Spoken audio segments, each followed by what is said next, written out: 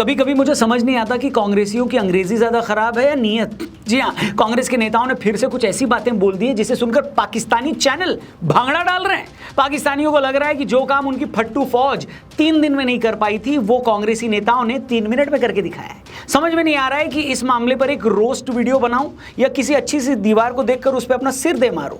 मैं राहुल बाबा से पूछना चाहता हूं, Are you serious? Are you serious? मतलब हर बार ऐसा क्यों होता है कि जब भी आप कुछ बोलते हो तो पूरा देश दूल्हे राजा के कादर खान की तरह आपसे यही पूछता है, तू उसकी तरफ है कि मेरी तरफ है? तो गाइस हुआ ये कि कुछ दिन पहले विदेश मंत्री एस जयशंकर ने कहा कि बॉस, हमने पाकिस्तान में मौजूद जब 9 आतंकी ठिकानों का बाजा बजा डाला, उसके बाद हमने पाकिस्तान को हॉटलाइन पर बता दिया कि सुनो घन चक्करों, हमको जो करना था हमने कर दिया है। हमारे टारगेट पर पाकिस्तान के आतंकी ठिकाने थे, हमारे टारगेट पर पाकिस्तानी मिलिट्री नहीं थी। At the start of the operation, we had sent a message to Pakistan saying we are striking at terrorist infrastructure, we are not striking at the military. अब जब जयशंकर साहब ने ये बात बोली तो राहुल जी और उनकी पूरी ब्रिगेड ने इस बात का ये मतलब निकाल दिया कि हमने आतंकी ठिकानों पर हमला करने से पहले ही पाकिस्तान को बता दिया था कि हम हमला करने वाले हैं।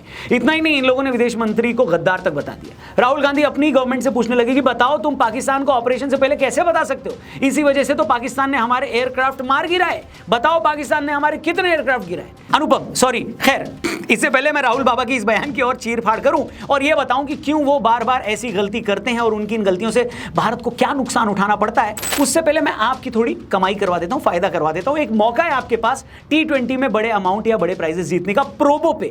ये बेटिंग ऐप नहीं है दोस्तों, hello, legal skill based game है। 4 करोड़ से ज्यादा यूजर्स अपनी नॉलेज और स्किल से डेली यहां पर रिवॉर्ड कमा रहे हैं। यहां का सिस्टम सिंपल है, आपको बस अपनी क्रिकेट की नॉलेज से क्वेश्चंस का हाँ या ना में आंसर देना होता है। जैसे देखो, एक सवाल मिलेगा कि आज मुंबई दिल्ली के सामने जीतेगी, क्या दिल्ली मुंबई के सामने फर्स्ट 3 ओवर्स के एंड तक 30 या उससे ज्यादा रन स्कोर करेगी? मैं तो अपनी एनालिसिस लगाकर जवाब दे चुका हूं, अब बारी आपकी है। सिर्फ कैश नहीं, प्रोबो पर बड़ा गिव अवे चल रहा है। आईफोन, लग्जरी कार्स और बाइक जीत सकते हो। जितना ज्यादा ट्रेड करोगे, जीतने के चांसेस उतना। विनिंग्स को विड्रॉ करना भी सिंपल है, अपनी लिमिट के हिसाब से यूपीआई से डायरेक्ट अपने अकाउंट में ले सकते हो।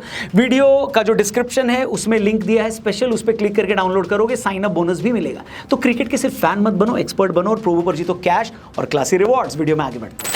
तो दोस्तों, जब राहुल जी ने पहली बार ये कहा कि विदेश मंत्री हमले से पहले पाकिस्तान को इसकी जानकारी कैसे दे सकते हैं, तो ये सुनकर मेरे को लगा कहीं उन्हें लू तो नहीं लग गई है। क्योंकि गर्मी के मौसम में अक्सर ऐसा होता है कि आदमी गाड़ी के तेज एसी से अचानक जब बाहर निकलता है तो बाहर की गर्म हवा लग जाती है।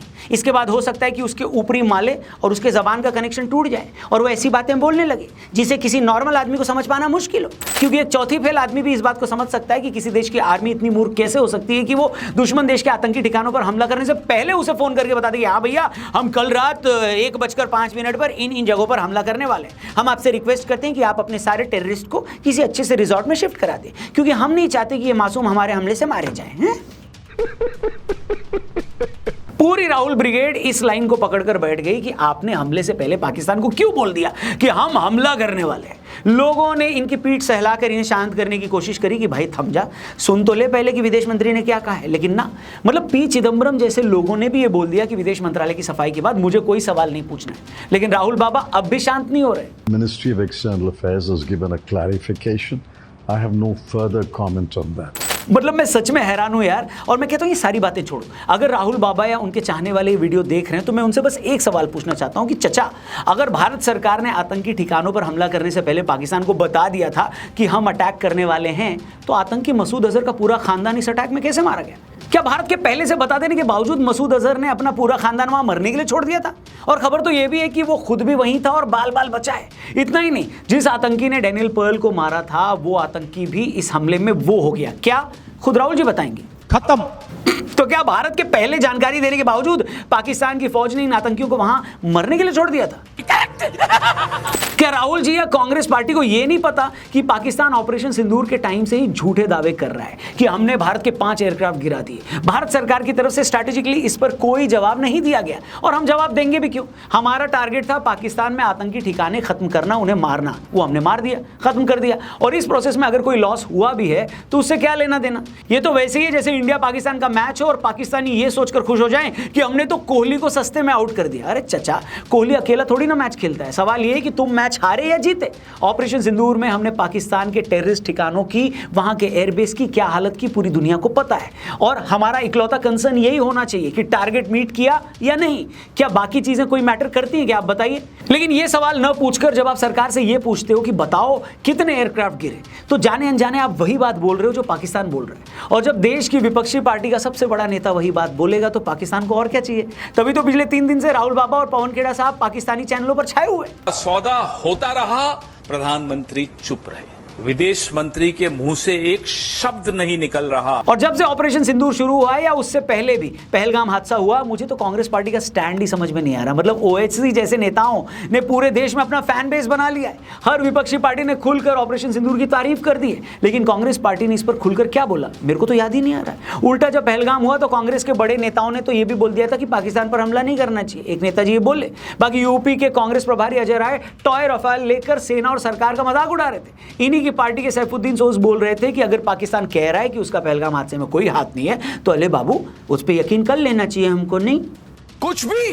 पुलवामा हमले के बाद जब हमने बालाकोट में सर्जिकल स्ट्राइक की थी तब भी सेना और सरकार से सबूत मांगे जा रहे थे। यही राहुल गांधी जब विदेश जाते तो यूएस और यूरोपियन यूनियन से शिकायत करते कि भारत में लोकतंत्र ठीक नहीं चल रहा है। इन्हीं की पार्टी के मणिशंकर अय्यर पाकिस्तान में जाकर बोलते कि हमें मोदी को हटाना है और पाकिस्तानी इसमें हमारी मदद करें। तुमसे ना हो पाएगा। बोले सब क्या है यार, क्या ये सच नहीं है कि इन्हीं राहुल गांधी ने जुलाई 2009 में अमेरिका के राजदूत टिमोथी रोमर को कहा था कि भारत को असली खतरा लश्कर तैयबा से नहीं बल्कि हिंदुत्व आतंकवाद से।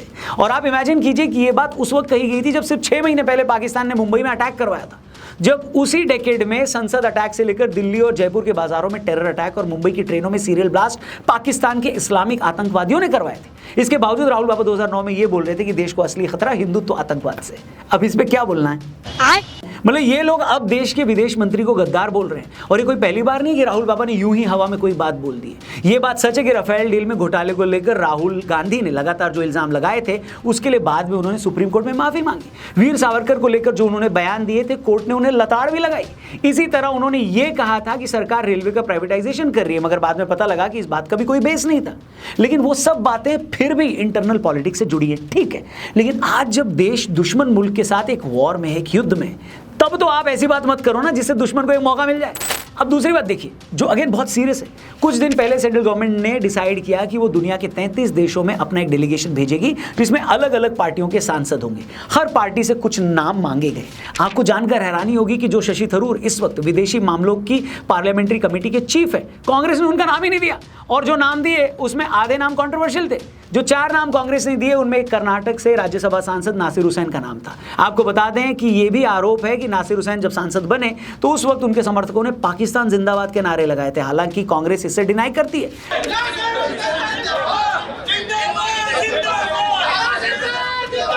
दूसरा नाम जो कांग्रेस ने प्रपोज किया वो गौरव गोगोई का है, जो असम से आते हैं, लोकसभा में डिप्टी लीडर हैं। अब गौरव जी की बीवी से जुड़ा भी एक विवाद है। कहा जाता है कि उनकी वाइफ का पाकिस्तान से कनेक्शन है। अब आप सोचिए, वो लोग जिनके जीतने पर कथित तौर पर पाकिस्तान जिंदाबाद के नारे लग रहे थे, जिनके कथित तौर पर पाकिस्तान से संबंध हैं, इन लोगों को उस डेलीगेशन में शामिल किया जा रहा था जिसे बाहर जाकर पाकिस्तान का भांडाफोड़ करना था। कितनी सीरियस बात है, समझ रहे हो आप? आज कांग्रेस के लोग बोल रहे हैं कि बीजेपी वालों के पास कोई नेता नहीं है जो शशि थरूर को इस डेलीगेशन का लीडर बना के ले जा रहे हैं। अरे चाचा, ये सवाल आपके लिए। पहले आप बताओ, जो शख्स यूएन में डिप्टी के पोस्ट पर रहा, जो आदमी आपकी सरकार में विदेश मंत्रालय में रहा, जिसने अपनी सारी जिंदगी फॉरेन सर्विस में दी है, क्या रीजन है कि आपने जो 4 नाम दिए उसमें उसी का नाम नहीं था? और तो और जिन सलमान खुर्शीद का नाम भी बीजेपी ने इस लिस्ट में डाला है, जो कांग्रेस के टाइम विदेश मंत्री थे, उनका नाम भी इस लिस्ट में नहीं था। क्यों? और तो और मनीष तिवारी भी कांग्रेस सरकार में मंत्री थे, बड़े वकील हैं, अभी सांसद भी हैं, उनका नाम भी बीजेपी ने दिया, कांग्रेस ने नहीं। All I can say is, I don't honestly see the need for much of this controversy, but on one issue, we are all Indians, and at this time, at the time of conflict, I spoke as an Indian.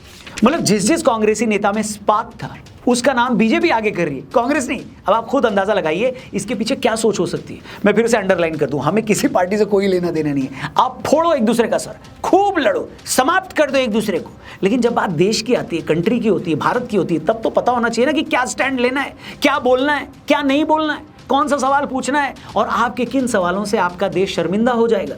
इतनी basic sense तो पार्टियों को होनी चाहिए। लेकिन जब अपने ही विदेश मंत्री को गद्दार बोला जाएगा, उनके दिए गए स्टेटमेंट्स को समझ नहीं पाओगे आप लोग, और उसके बाद आपके बयान दुश्मन देश में वायरल हो जाएं, तो आपको खुद सोचना चाहिए कि आप किस तरह की पॉलिटिक्स कर रहे हो ब्रो।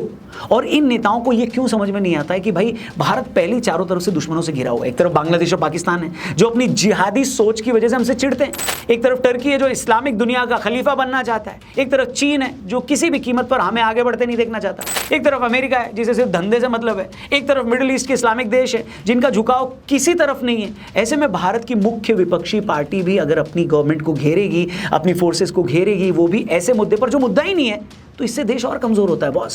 हमारे दुश्मनों के हौसले और बुलंद होंगे। इतनी सिंपल सी बात समझने में क्या दिक्कत है ये बताओ। बाकी आप लोग बताइए दोस्तों, इस तरह की पॉलिटिक्स पर आपका क्या मानना है? क्या ऐसे स्टेटमेंट देने वाले नेताओं की जबान फिसल जाती है या फिर ऐसे बयान वो जानबूझ कर देते हैं? जो भी हो आपकी ओपिनियन, जो भी हो आपकी राय, कमेंट करके जरूर बताएं। वीडियो सही लगी हो तो इसे अपने दोस्तों से भी जरूर शेयर करना। जाते जाते फिर से याद दिला दूं, मौके पे चौका मारना, प्रोबो डाउनलोड करना, लग्जरी कार जीतने का मौका डिस्क्रिप्शन में लिंक दिया है। चैनल को सब्सक्राइब करके जाना। फिलहाल के लिए इतना ही, अपना ख्याल रखिए। जय हिंद, वंदे मातरम।